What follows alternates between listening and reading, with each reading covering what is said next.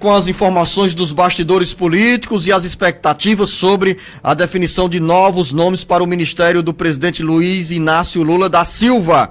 O Sátrio Salles chega agora ou é o Carlos Alberto que está chegando com outras informações? E nesse registro, a presença do Ceará com Camilo Santana no Ministério da Educação. Fala, Carlos Alberto. O Ministério do Governo Lula deverá ser conhecido nesta quinta-feira com o anúncio de todos os nomes que irão ocupar cadeiras no primeiro escalão da nova administração federal.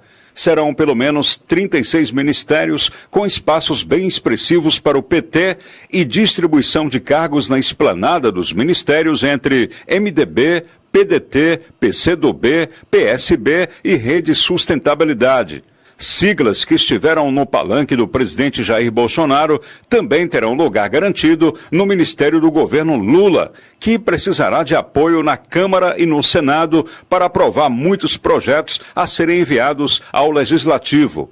De olho nessa base parlamentar que o dê tranquilidade para governar, o presidente eleito Lula deverá ter ministros indicados, por exemplo, pela União Brasil, republicanos e progressistas. As pressões e negociações atrasam a definição de nomes, mas antes mesmo de fechado o quadro dos principais auxiliares do presidente Lula, o Ceará garantiu espaço privilegiado na esplanada dos ministérios, com Camilo Santana na educação. Com informações dos bastidores políticos, Carlos Alberto. Falta a definição de algumas pastas importantes, ou de muitas pastas importantes, Beto Almeida, porque os olhares são também para o Ministério do Desenvolvimento Social, área que tinha como principal nome cotado a senadora Simone Tebet, e ainda está na Bolsa de Apostas, mas com menos possibilidade, porque surgiu nas últimas horas o nome do ex-governador e senador eleito pelo estado do Piauí, o Wellington Dias, como um dos mais cotados para o Ministério do Desenvolvimento Social. E por que essa pasta é tão cobiçada?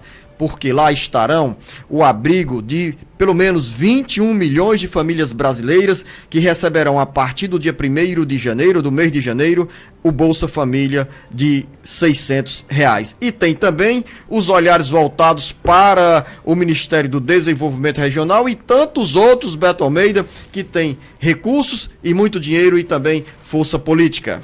Na realidade, Luziano, o Ministério do presidente Lula, o futuro Ministério do presidente eleito, ainda tem muita coisa para ser definida.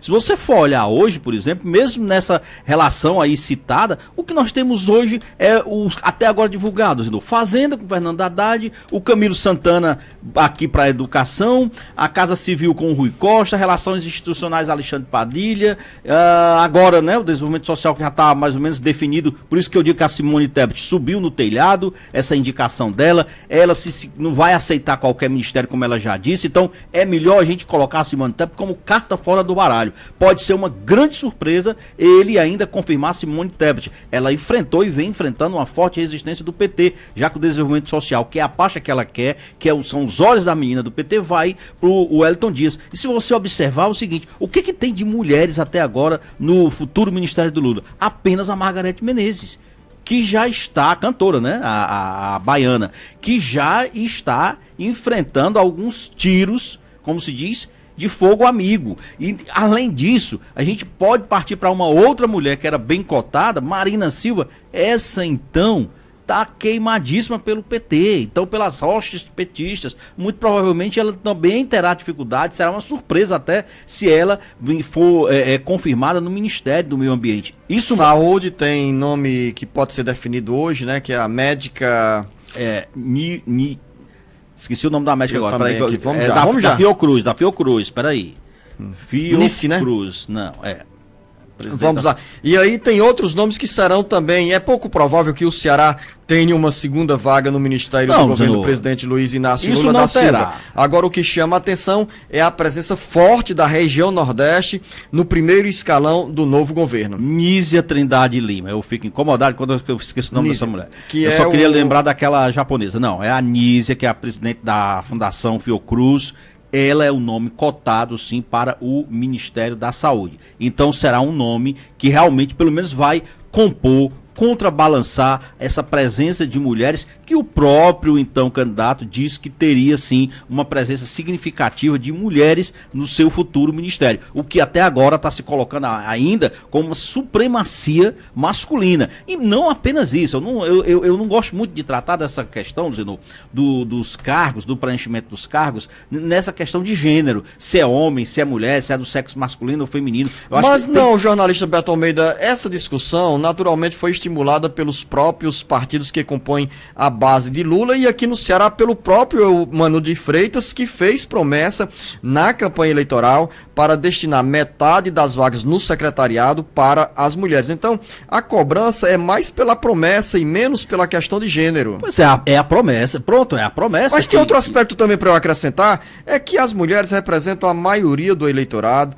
a maioria da população, então se justifica também uma presença mais expressiva das mulheres no secretariado. Mas a gente percebe claramente que isso às vezes fica muito no discurso da promessa de campanha, que na hora do vamos ver, esses detalhes, às vezes importantes, na composição não são levados em conta. Aí surgem as dificuldades nessa composição, como está enfrentando o Mano de Freitas. Exatamente. Então, o fato é o seguinte, há uma expectativa para que hoje, inclusive, boa parte desses nomes que vão compor a esplanada dos ministérios a partir do ano que vem seja conhecido, ficando um pequeno número ainda para a semana seguinte. Então, vamos ver como virá. Eu, particularmente, eu ainda acho que este novo ministério, entre aspas, tem um cheiro de naftalina, Luciano, que não tem tamanho. É isso? Parece aqueles baú da vovó, quando você abria, que subia aquele cheiro de naftalina. Experiente, jornalista Beto Almeida. Beto, olha, tem muito para falar aqui, né, mas com palavras não sei se dá. Eu tô puxando o Roberto Cláudio nesse espírito natalino. Não, nós temos muitos outros assuntos.